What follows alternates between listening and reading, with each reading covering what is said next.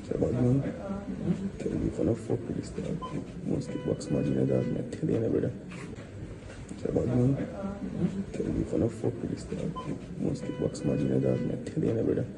Welcome to Crime Time News and Entertainment with a Buzz.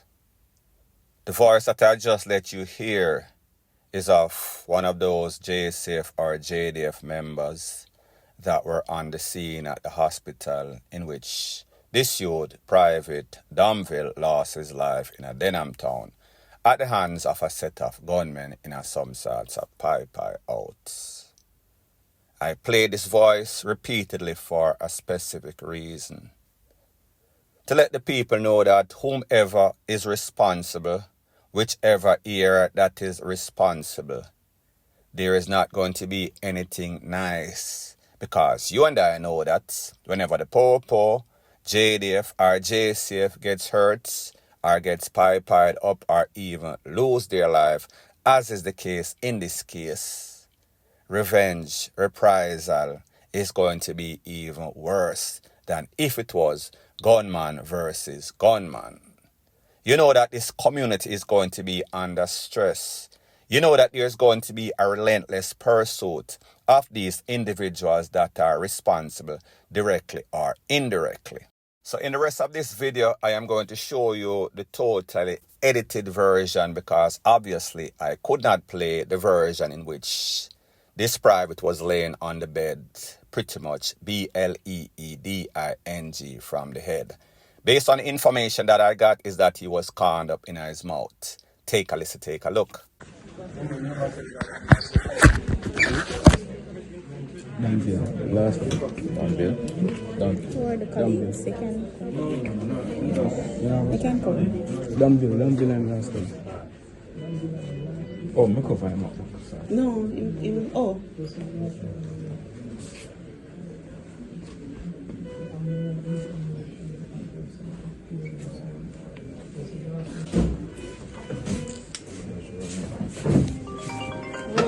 I see that too. Yes. Come. You can join it, don't you?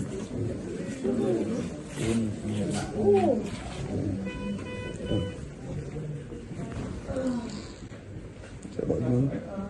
Tell you if I don't fuck with this dog. Most kickbox match in the dog, man. Tell you, brother.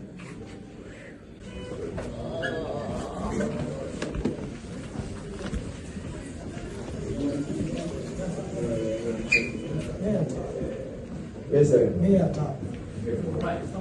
Cockburn. Oh, look at that dog. Leave him. Look, buddy. You see him? Where is that? Where's that? Where is that?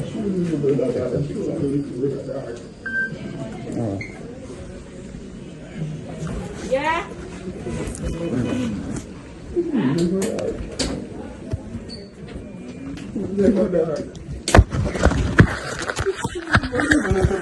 Now, people, I know that we've heard of incidents in which the JCF members and the JDF members can't get along.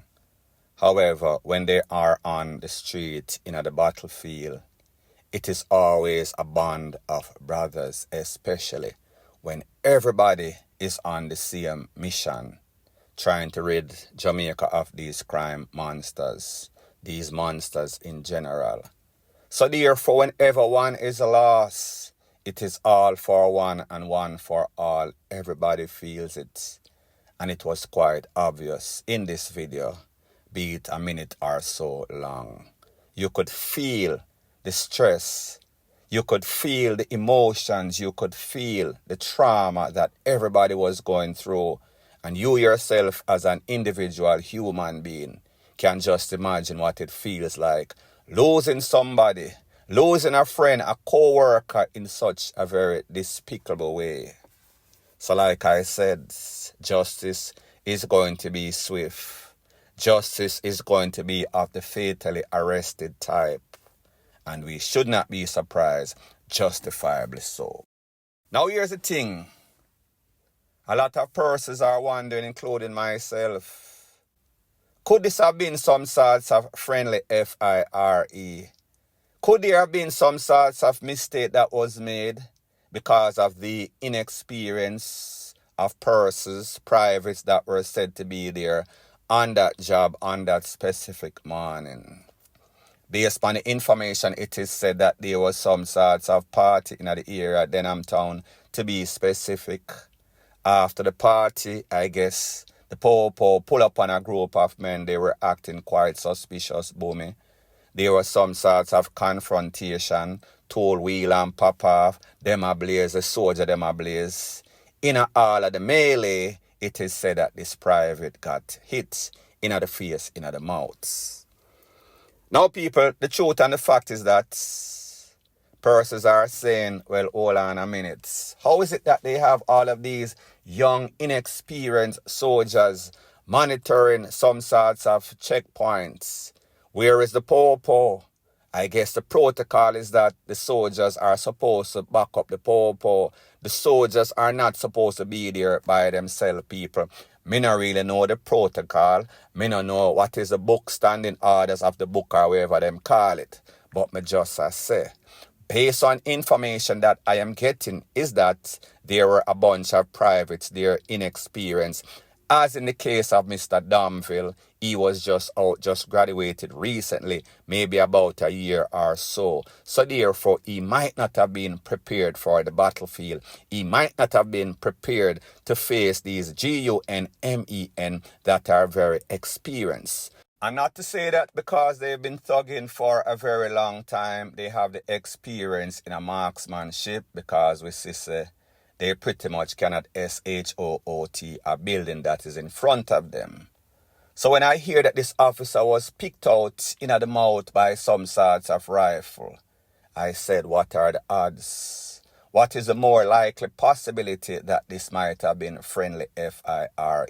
And people, this is just my opinion. Don't have any sorts of evidence to substantiate. Now, this is my thing on the whole thing. If it is friendly FIRE or FIRE coming from the enemy, it does not change a thing.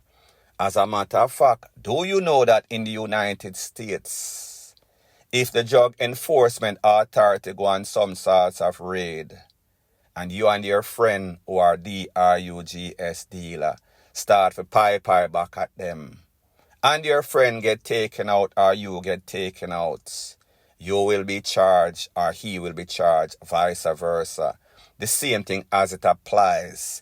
If one of those agents take away you or take away your friend, vice versa, you or your friend will be charged for MURDER.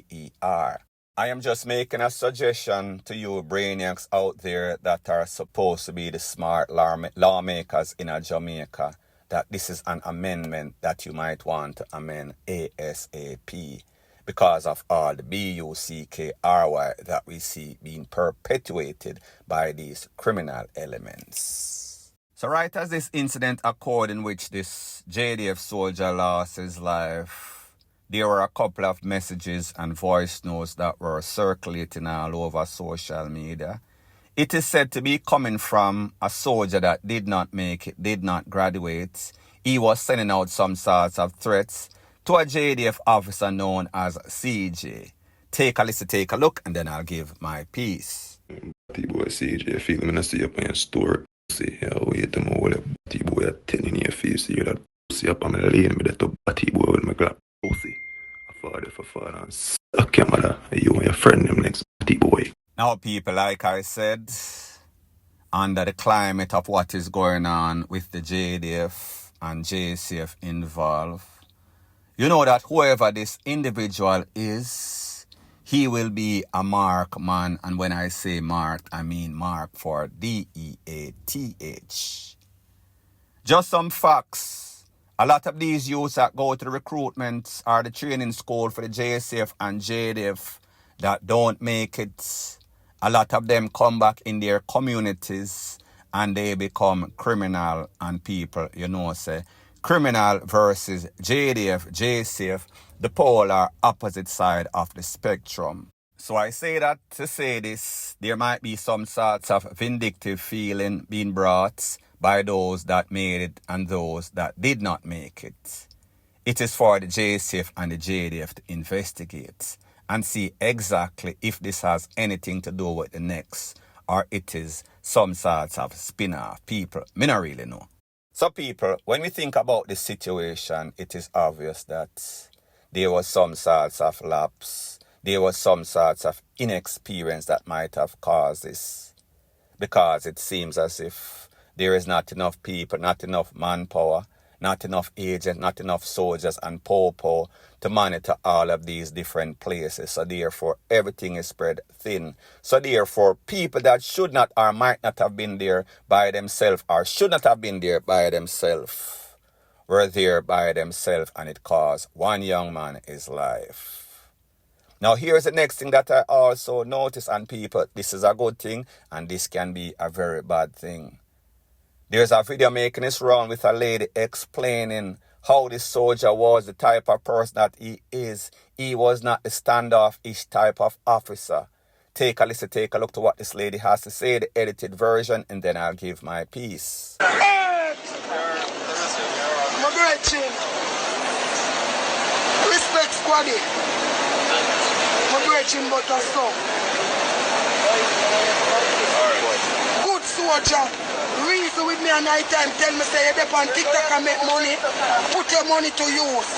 Don't dash away your money. Last night me I got on my bed. When I come off of TikTok, me that drink some liquor. In my house, him turn to me and say, "Cash away your deal." Him say me I going to go cook some food. Right there, so me live.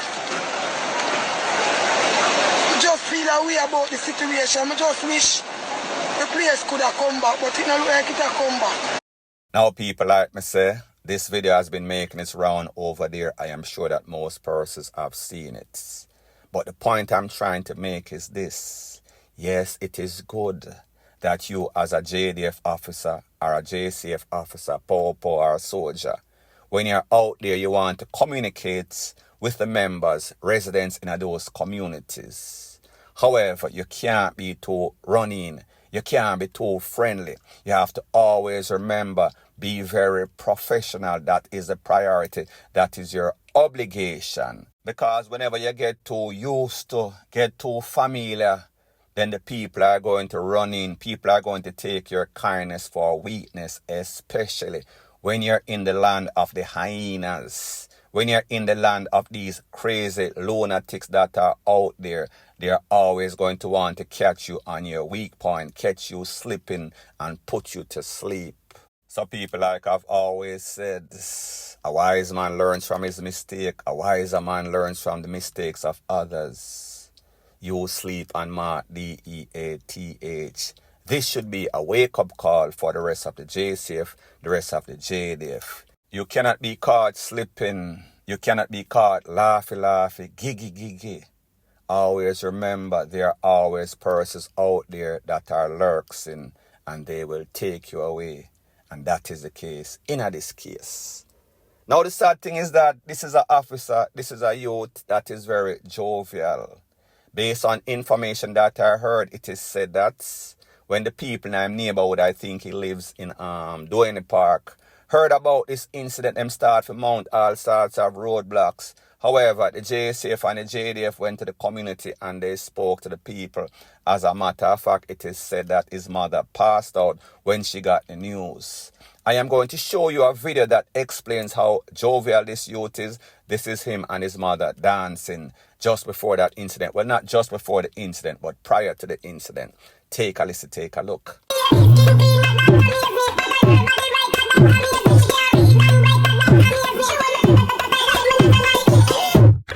So like they say, a picture is worth 1,000 words, and you have the video evidence from members in the community, one specific lady, speaking highly about this youth, the type of personality that he has, how he's always telling them, listen, not because you live in the garrison, do not make you feel as if you cannot elevate yourself, you cannot get out.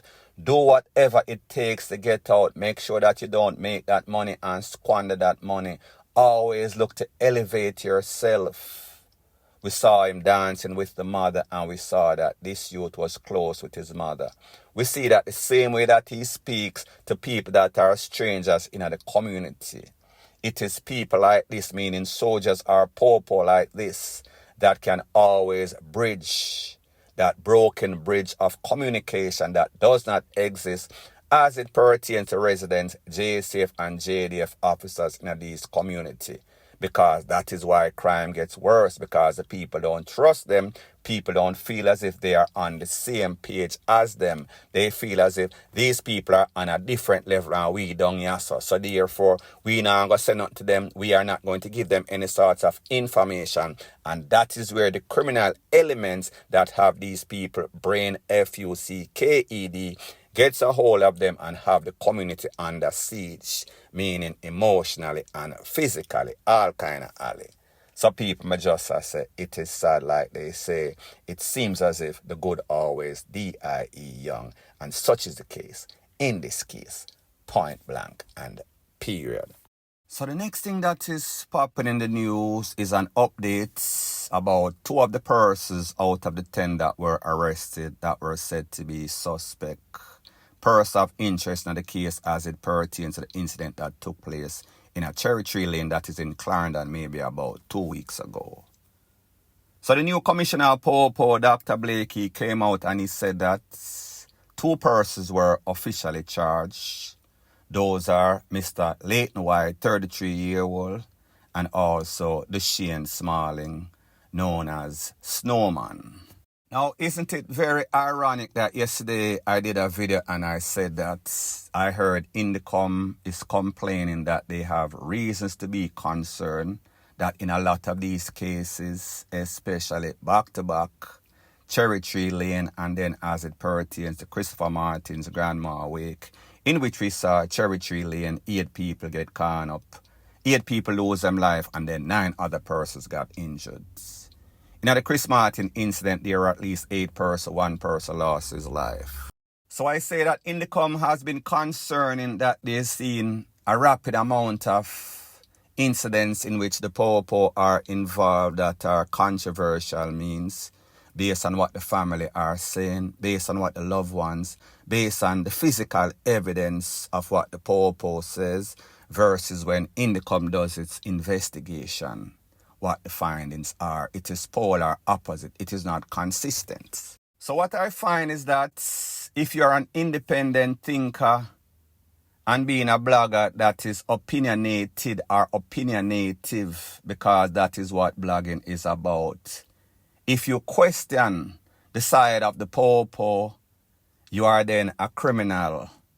You should not be objective. You should not be an independent thinker, or you don't want Jamaica better. And that is because a lot of persons have realized on social media, especially in a YouTube, Jamaica news, them are going to tell you what you want to hear. However, I tell you the truth. I tell you what you need to hear. So therefore, you know exactly what is going on. So I say this to say that when this incident in Cherry Tree Lane first happened, the Popo said that they have 3 suspects. One of those suspects, he was taken out. His name is Mr. Smith Tika O.C. Flybrain. The next one was Leighton White. They went for him at his house, or he turned himself in, don't remember the specific. So one got taken out, one turned himself in, one was held by the Popo, in the custody of the Popo, that was Leighton White. So I say this to say that out of the 3 initially, Mr. Steve Smith, Mr. Tika, Mr. Flybrain, even though he was taken out, he could still have been charged as a DEAD man. We've seen it before. That is what usually happens. When somebody is a suspect, even if they lose their life, they are charged posthumously. That word is spelled POSTHUMOUSLY for odd, because that is how he was charged. Out of those 3, only one was charged. Mr. Smalling, Mr. Snowman, he was added on the list later. First there was 3, then there were 5, then there were 10. So when we look at the fact that there were 10 persons totally that were charged person of interest, that were person of interest or suspect, and only to get 2, and only the fact that Steve Smith was not charged posthumously, that means that even though him DEAD, if there was strong evidence to suggest that he was a part of it, and not to say that none of these persons are not criminal element, so therefore it is karma that came back and haunt them.